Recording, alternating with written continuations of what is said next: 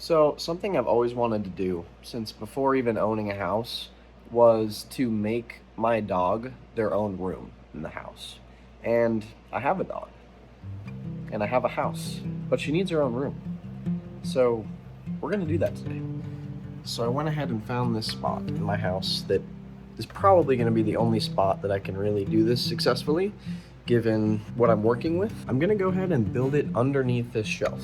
And I'll build it in a way that is pretty temporary. So if I have to take it down to sell, or if we don't want it there anymore, it can be easily removed. I realized that Winnie doesn't have a space in her crate to completely lay down and lay on her side and stretch her legs and her limbs all the way. And I realized that this space is going to be a little bit bigger and we'll be able to provide for that. So I'm going to build in a little wall and a door and add some flooring, which won't be here till tomorrow, but that's okay. We're going to make it livable for now so she could spend the night in her new little room. All right, this is Editing Scott here.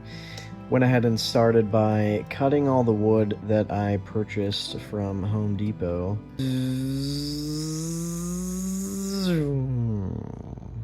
Just like that sound effect. I went ahead and cut this piece. I thought I'd nailed it, but I proceeded to have to cut this like 8 more times. This next piece is for the side pieces that the top piece rests on. So I cut those to 45-degree angles, as you can see here. Okay, now we've got these cuts. This is basically how it's gonna look. I just want to sand these. That way it's a little bit safer for Winnie so she doesn't get a splinter or something or get caught on her fur. And then I've also got to make a little door that I'll be able to open for her. So it wouldn't be a trip to, no, it wouldn't be a house project if you didn't have to go on a trip to Home Depot in the middle of it. So that's what I'm doing. I realized that I am overbuilding this, yet I still need more stuff to do it. So that's interesting. All right, just got back from Home Depot, got a few things. Sandpaper, I got this little pocket hole jig. It'll be good for future projects as well. And then I got some smaller screws for the little L brackets that I'm gonna be using. Okay, this is roughly how it's gonna look. Now I get to do the most boring part of the whole thing. Sanding all the wood. Okay, got them all sanded. It was boring. I knew it would be boring, and it was. All these are sanded. I wiped them down with that damp cloth to get all the dust off, and my legs are absolutely covered in sawdust. I'm looking more pale than I was.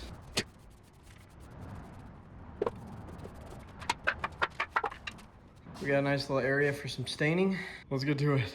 Do we think it's a good idea to stain wood in a white shirt that I just recently bought? No. Are we gonna do it? Yeah, probably. Because I'm too lazy to go change. Hopefully this is the same stain that I've stained everything else in my house. So I couldn't remember when I was in the store. I don't think so, but here we are. All right, let's speed through this staining process. It's definitely not the same stain that I have stained a lot of other projects in my house. I just thought that that was the right one when I was in the store and there was no way to check. So I got all that done, and it actually matches this shelf in the house almost perfectly. I went ahead and marked these little areas so that I could install 2 little pieces of wood on each side of the shelf where it's going to sit. So that little tiny piece of wood I'm just going to screw into the wall, and it just rests on top of that.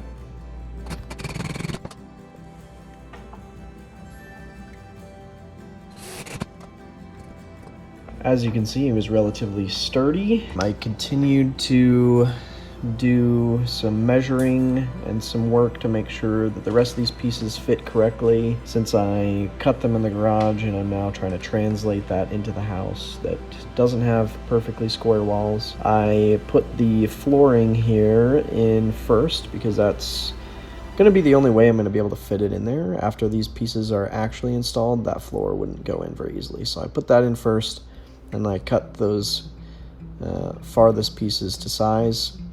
And the smartest thing of the whole project, I went ahead and vacuumed out the area before I proceeded to drill more holes in the wall.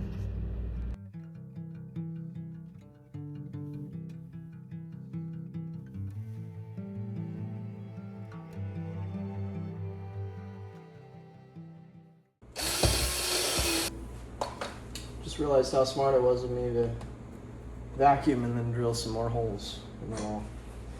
Just create more mess. Yeah. That was pretty wise of me to do that.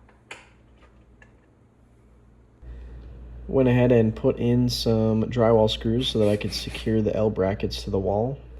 Nice and temporary solution while being sturdy. Glad I have a six-pack or I wouldn't be able to sit up like this all the time. Yeah. Up and down, you know. Lay. Can you lay? You're lay. so brave. Lay. There you go, Winner. It's Winnie See? size. See? It's better, huh? It's better already. After those side walls or pillars are installed, I went ahead and secured this bottom piece of wood to the sides. And then here I am putting the door on to make sure that it looks good and that it swings nicely. And it worked out pretty well. I forgot to put those little bars in the door, so I had to take the door apart. I got them in there and then I got it put together. So I need to put the door back on, and then I do need to put those dowels on the right hand side where the door won't be, and just finish screwing everything together. But that's gonna conclude it for today because it's time for a date. It's time for a date. All right, continue tomorrow. Okay, well, we're back from date. So while she watches Love Island, I'm gonna continue on this project. I realized today that the bit I purchased is the perfect size for this dowel to be placed in the door like so. This one I had to finagle with another bit and it was janky. But I realize now this bit's gonna be perfect. So I'm gonna finish up doing this side of things with the dowels. And then we just gotta screw everything in to place perfectly. And then we're done. Winner, we're almost there, girl. I went ahead and meticulously measured the distance between each wooden dowel, and then drilled some holes with this bit that I realized later is like the perfect size. I could have used this on the door, but whatever. I had to re-sand these little areas and then also re-stain these areas so that it didn't look like I had to go back and do stuff. Not that anyone's paying that much attention. These I measured wrong the first time, so they're actually like really tall, as you can see. They don't need to be that tall. So later I had to go in and actually use some PVC pipe cutters just to cut them down because they were already glued in there. Once this was all tapped in, it was nearly complete. Okay, just to take you a little bit behind the scenes of how this stays in. We go over here, we got a couple L brackets right there, just small ones that help mount them to the wall. This top piece rests on there and is secured by another L bracket. This is the floor. We're getting more flooring that matches this because we need more for the laundry room anyway. That will also go in here. There's a hole right there because I realized the baseboards that are gonna go in here are gonna collide with that L bracket, so I had to move it up. But that's how that's secured to the wall. I secured the door back to place. Also installed the little latch so that it can be nice and cozy for Winnie. I can latch the door. She can feel nice and safe and cozy in her new home. This middle piece though, I'm gonna move over a little bit. Because it's really barely even latched. So I'm gonna, and it's also like wiggly, see, look at that. I just want it to be secure, and I don't want it to be like one part of it is cheap. So I'm gonna get like a little metal piece that has like screw holes in it. So from on the other side of this, I'm gonna just, it'll be like a metal piece that goes like this, and you screw into it like that. And I'll do that top and bottom. It'll just be a little bit more profesh. Winner, are you ready for a floor? You ready for a floor in here? Let's get it in there. This part was a lot faster and a lot easier than doing our laundry room, which I don't have a video on, but this is essentially what we did for the laundry room as well. Just it needed a lot more than that. And then because Winnie is a princess, she needs some baseboards.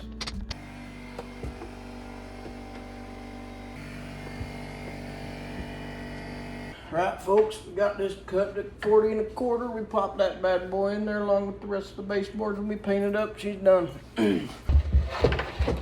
Oh yeah, she fits like a glove. Do your best, caulk the rest. That's what they say. My granddaddy taught me. Ooh-wee. Oh man, that's loud when you're in an enclosed space. Let me tell you, fellas. All right, don't look at those corners too close now. They're, like I said, do your best, caulk the rest. But she's got floor and a baseboard. I'm gonna just do a little bit of artwork there in the corner.